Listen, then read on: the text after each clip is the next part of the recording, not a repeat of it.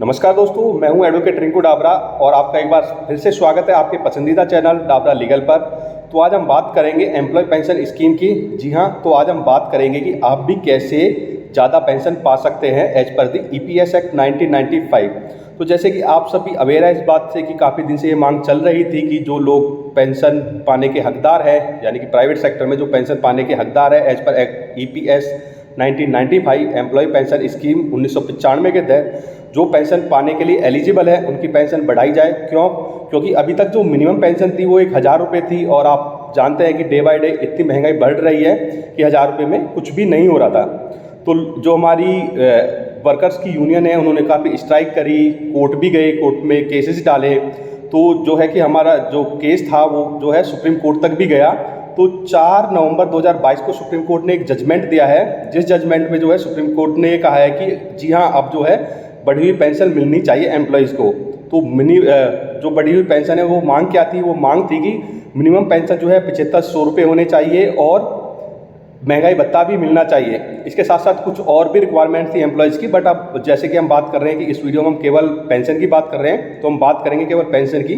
तो supreme court ने जो है 4 नवंबर 2022 को एक जजमेंट दिया जिसमें कहा कि जो सब्सक्राइबर है पेंशन के, यानी कि जो पेंशन के लिए एलिजिबल है, उनको बढ़ी हुई पेंशन मिलनी चाहिए। तो इसके लिए जो है सुप्रीम कोर्ट ने 8 हफ्ते का टाइम दिया ईपीएफ को, यानी कि पीएफ डिपार्टमेंट को, कि वो जो है अपना क्लैरिफिकेशन सबमिट करे। अगर उनको कोई क्लैरिफिकेशन है तो यानी कि लगभग 2 महीने का टाइम दिया, 8 वीक का, और 4 महीने का टाइम दिया सब्सक्राइबर को, यानी कि जो पेंशन पाने के हकदार है, जिनको पेंशन मिल रही है, कि वो जो है हायर पेंशन के लिए कैसे अप्लाई कर सकते हैं।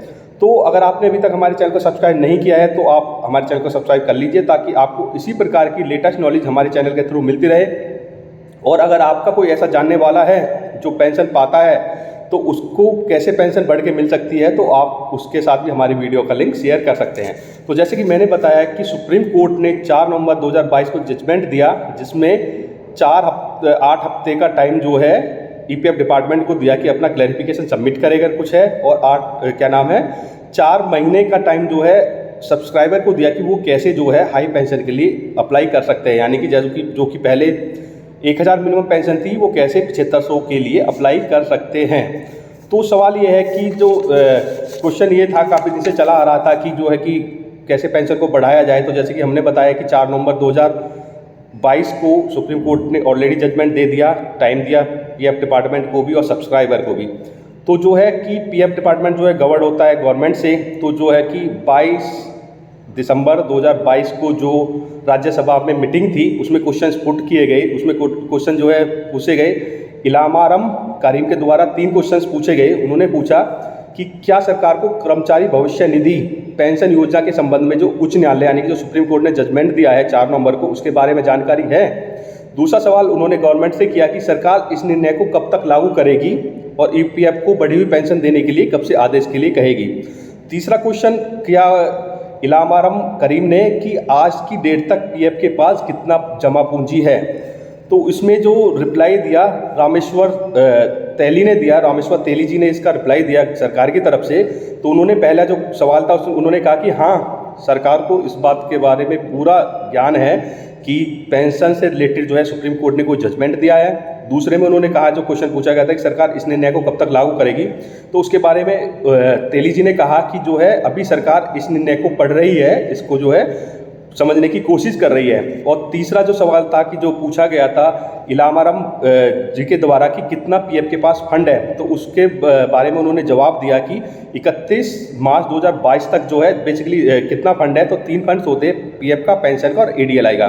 तो पीएफ का जो फंड है वो है 11,37,096.72 करोड़ रुपए है अभी गवर्नमेंट के पास।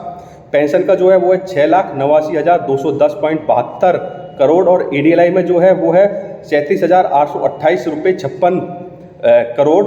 ये जो अमाउंट था ये करोड़ों में था। तो उन्होंने इसका आदेश जवाब दिया। तो जैसे ही सुप्रीम कोर्ट ने अपना जजमेंट दिया, टाइम दिया और 2 महीने का टाइम दिया था, उसके बाद जो क्वेश्चन जो है राज्यसभा में भी उठाया जाने लगा। अपोजिट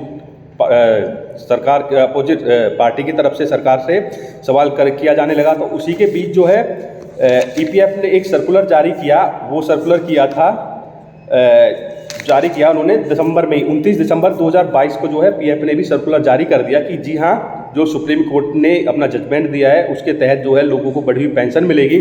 तो उन्होंने बताया कि इसमें एलिजिबल कौन है पेंशन लेने के लिए। तो सर्कुलर में पीएफ डिपार्टमेंट ने साफ बताया कि जो 1 सितंबर 2014 से पहले कंट्रीब्यूशन कर रहे थे अपनी सैलरी का, जो एक्चुअल सैलरी पे कंट्रीब्यूशन कर रहे थे वो एलिजिबल है। यानी कि एक्चुअल क्या कि पहले जो है सीलिंग लिमिट थी 2014 से पहले सीलिंग लिमिट थी, पहले 5000 थी, फिर वो 6500 हो गई, जो कि अब जैसे 15000 है। तो एलिजिबल वो होंगे जिन्होंने अपनी एक्चुअल सैलरी पे, यानी कि लिमिट सपोज करो कि दो सीलिंग की हम बात कर रहे हैं, पहले 5 थी बाद में 6500 हो गई, तो हम 6500 वाली को उठा लेते हैं कि जैसे कि सीलिंग लिमिट 6500 थी और उसकी सैलरी 10,000 रुपये थी। तो अगर उस एम्प्लॉय ने 10,000 पे कॉन्ट्रीब्यूशन दिया है पेंशन के लिए तो वो जो है हाई पेंशन के लिए एलिजिबल है।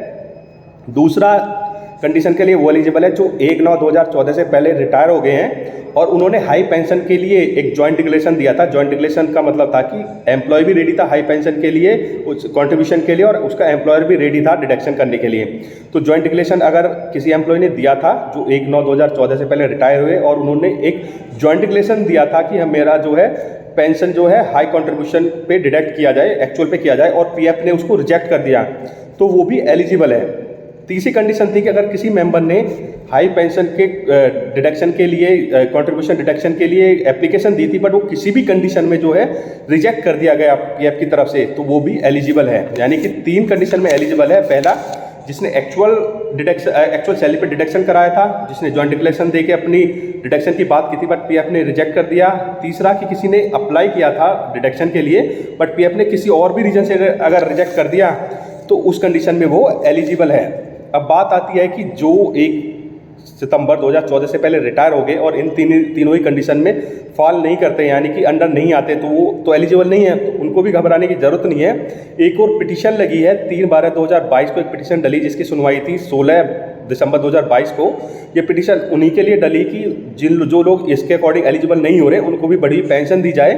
ये जो जजमेंट दिया गया था, ये जजमेंट दिया गया था 2 जजों की बेंच के द्वारा। अब जो पिटीशन डली है वो जो फॉरवर्ड हुई है 3 जज की बेंच के पास कि जो लोग इन 3 कंडीशन में फॉल नहीं हो रहे, एलिजिबल नहीं हो रहे, उनको भी बढ़ी हुई पेंशन दी जाए।